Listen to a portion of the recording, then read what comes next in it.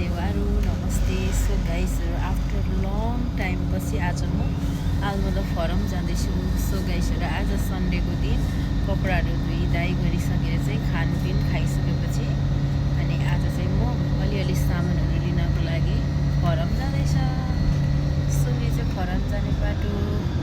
सामानहरू जे किन्नको लागि पनि फरम जान्थेँ अनि अहिले चाहिँ कति भएको थियो नि त, वेदर पनि राम्रो थिएन। 4-5 दिन भएको थियो पानी परेकै भएको अनि आज चाहिँ वेदर पनि अलिकति खुलेको छ। सो गाइसहरू घाम लागेको छ, त्यही भएर म चाहिँ आज फरम जाँदैछु है त। अनि के लिनेछु के किन्नेछु हजुरहरूलाई पनि देखाउँछु है। सो गाइसहरू यो सिसा एकदमै मैला भएको कारणले गर्दाखेरि चाहिँ यो चाहिँ फरम जाने गाडी हो। 3003 चाहिँ डाइरेक्ट जान्छ बस अनि 3013 चाहिँ घुम्दै जान्छ। ल हेर्न सक्नुहुनेछ कस्तो राम्रो ग्रिन कलरको पार्क छ। सो अहिले चाहिँ हामी फरम जाँदैछौँ बसमा। सो गाइसहरू हामी चाहिँ फाइनली आलमोडा फरम आइसक्यौँ। 1 सेकेन्डमा चाहिँ आइपुग्छ। यो बस घुम्दैछ। कति पछि फरम आयो। कस्तो राम्रो घाम लागेको छ कि अहिले बेलुकाखेरि चाहिँ। बिहानखेरि चाहिँ पानी परेछ नि त। पहिला मैले काम यहाँनिर गर्थेँ। सो गाइसहरू यो चाहिँ कटुस हो। यो चाहिँ क्रिसमसको टाइम न्यु इयरको टाइममा हुन्छ, पोर्चुगिज कटुस। अनि फाइनली क्रिसमसको लाइटहरू चाहिँ लाउन सुरु गरिसकेछ। तर त्यस्तो राम्रो देखेको छैन यसमा चाहिँ। आँखाले हेरेर चाहिँ एकदम राम्रो देख्छ। वाउ, यो चाहिँ मैले फर्स्ट क्रिसमसको डेकोरेसन यो सालको चाहिँ। लु यिनीहरू लगाइसकेछ त्यही। सो गाइसहरू फाइनली क्रिसमसको डेकोरेसनहरू सुरु हुन थालिसकेछ। यो सालको फर्स्ट डेकोरेसन चाहिँ मैले यहाँ देखेँ। यो चाहिँ फरम हो, यस्तो गरेर लाइटिङ हालेको रहेछ। पोर्चुगलमा आएर सबभन्दा पहिलो जब चाहिँ मैले यहीँनिर गरेको हो। यसको रोयल भन्ने रेस्टुरेन्टमा, यहाँ माथि यहाँ छ त्यो रेस्टुरेन्ट चाहिँ। त्यहाँ गरेँ 3 महिना जति। कस्तो रमाइलो भइसकेछ हौ। तल बच्चाहरू खेल्ने ठाउँ यो चाहिँ हो फरम। गाइसहरू यो चाहिँ कस्तो राम्रो क्या, यो बेबीहरू खेल्नुको लागि। बेबीहरू खेल्ने ठाउँ चाहिँ कस्तो राम्रो बनाइदिएको रहेछ है। क्रिसमस ट्री अनि त्यहाँनिर स्नोहरू परिरहेको यस्तो दामी बनाइदिएको रहेछ नि त। कति धेरै मान्छे हुनुहुन्छ क्या आज त। यहाँ काम गर्दाखेरि क्या मजा लाग्थ्यो मलाई। कति धेरै मान्छे। वाउ, स्नोहरू पनि भइसकेछ। स्नो झरेछ है। कति धेरै बिजी।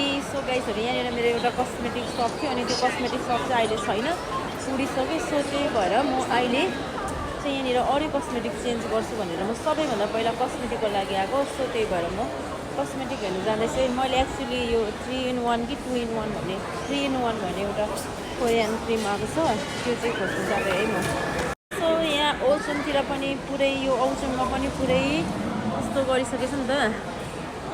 पुरै डेकोरेट भइसकेको रहेछ क्या। अहिले चाहिँ रमाइलो भएको रहेछ। अब पार्कहरू अरू ठाउँहरू रमाइलो डेकोरेसन हुन त बाँकी नै छ। सो गाइसहरू म चाहिँ के ब्युटी कोरियन कस्मेटिकमा चाहिँ आइसक्यो। तर त्यो चाहिँ पाउँछु कि पाउँदैन त्यो अहिले भाइरल भएको क्रिम चाहिँ हेरौँ। सो गाइसहरू पुरै क्रिसमसको यस्तो गिफ्टहरू उयो लागेको रहेछ यहाँनिर चाहिँ। जस्तै यो गिफ्टहरूमा डिस्काउन्टहरू दिएको छ। अनि मैले चाहिँ यो कोरियनको 3टा फेस मास्क किनेँ।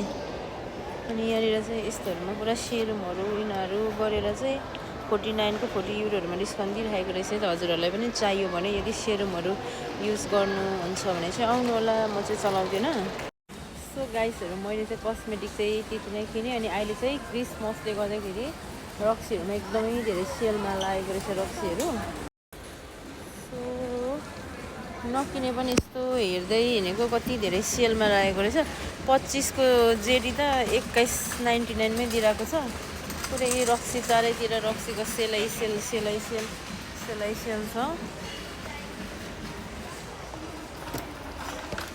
36 सबै रक्सीको सेल गाइसहरू। स्याम्पेङको सेल, स्पार्कलिङ वाइनको सेल, हरेक कुरामा सेल लागेको छ है त अहिले। अब ब्ल्याक फ्राइडेहरू पनि लाग्छ। यदि तपाईँहरूले चाहिँ कुनै पनि ब्रान्डेड कुराहरू किन्न चाहनुहुन्छ भने चाहिँ ब्ल्याक फ्राइडेमा किन्नु होला। 99 अलमोस्ट 100 युरोको वाइन चाहिँ 89 भनेको 90 10 रुपियाँ डिस्काउन्टमा लागेको रहेछ है त। यसमा चाहिँ 10 रुपियाँ डिस्काउन्ट दिएको रहेछ 100 को वाइनमा चाहिँ 90 मात्रै। सो गाइसहरू अब तपाईँहरू ब्रान्डेड कुराहरू फोनहरू भयो, टिभीहरू, ब्यागहरू, ब्रान्डेड ब्यागहरू हरेक कुराहरू ब्ल्याक फ्राइडेमा किन्न सक्नुहुनेछ है त। म चाहिँ आज चेक गर्दै आएको क्या केमा लागेको रहेछ भनेर। आइएम जस्ट चेकिङ है गाइसहरू, म चाहिँ किन्नको लागि आएको होइन, चेक गर्नको लागि आएको है आज। सो गाइसहरू चक्लेटहरूको चाहिँ ल भरिपूर्ण क्रिसमसले गर्दाले जतासुकै चक्लेट देख्न सक्नुहुनेछ।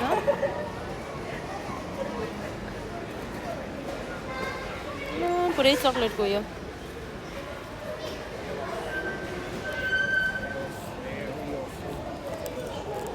गिफ्ट दिनु पनि टक्क क्या क्रिसमसमा गिफ्ट दिनुको लागि अलरेडी प्याक भएको राम्रो हुन्छ नि, त्यस्तो राम्रो देख्छ नि त। मम्मी दिदीको छोरीहरू 2 जनालाई दिनु परेछ, त्यो दामी रहेछ।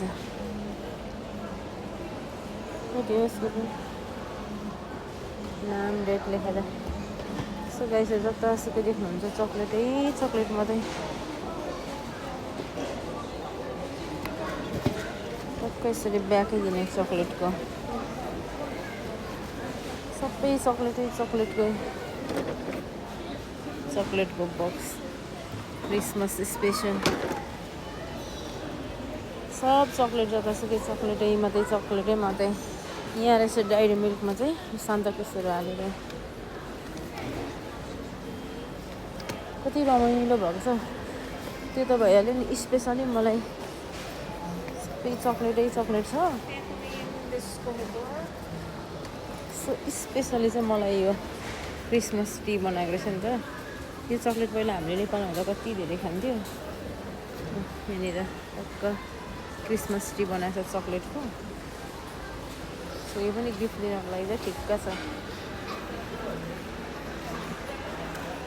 यस्तो हुन्छ नि यहाँ चाहिँ युरोपमा चाहिँ।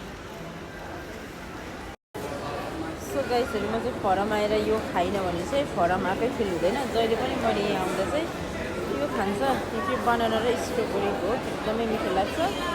यो अनि कोकोनटको खान्छ। यो चाहिँ मेरो बेस्ट है गाइसहरू। यति धेरै बिजी, यति धेरै मान्छे हुनुहुन्छ नि, थाकेर टाउकै फुट्ला जस्तो भयो, दुखेर धेरै मान्छे भएर रिङबाट चलेको क्या। सो गाइसहरू फाइनली सपिङ गरिसकेर अब चाहिँ जानु आँटेको। यति धेरै भिड छ नि मान्छे, यति धेरै निस्किने ठाउँ, पस्ने ठाउँ छैन। क्रिसमसको सामान किन्ने मान्छेहरूको अति नै धेरै भिड छ। सो गाइसहरू आज यति भन्दै आजको मेरो यो छोटो मिठो नमिठो भ्लगलाई चाहिँ यहीँ इन्ड गर्न चाहन्छु।